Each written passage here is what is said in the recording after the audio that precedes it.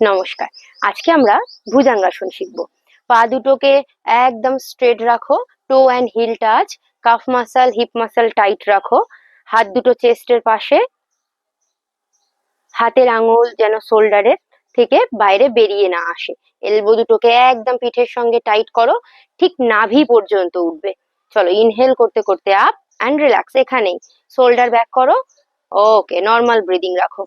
1 2 3 4 5 and down. Relax, হাতের position চিনের নিচে রেখে নর্মাল ব্রিদিং করো। যে ভুজঙ্গাসন অভ্যাস করলাম, এই ভুজঙ্গাসনের কয়েকটা উপকারিতা নিয়ে আলোচনা করো। ভুজঙ্গাসনের দ্বারা আমাদের স্পাইনাল ফ্লেক্সিবিলিটি বৃদ্ধি পায়। তারপর আমাদের আর্ম শোল্ডার মাসেল এগুলো খুব স্ট্রং হয়, back muscle overall back muscle খুব স্ট্রং হতে থাকে। আর আমাদের পশ্চার ইমপ্রুভ করে এই আসন।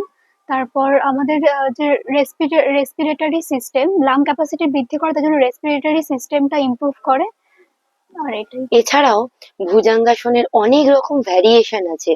আমরা পূর্ণ ভুজঙ্গাসন করতে পারি, আমরা রেস্টিং অন হ্যান্ড, হাতের উপর এলবো রেখে দেন ভুজঙ্গাসন করতে পারি। যাদের স্পন্ডিলাইটিসের সমস্যা, তাদের ভুজঙ্গাসন করলে, রেগুলার অভ্যাস করলে এই যে অসুবিধাগুলো অনেকটা মুক্ত হওয়া যায়।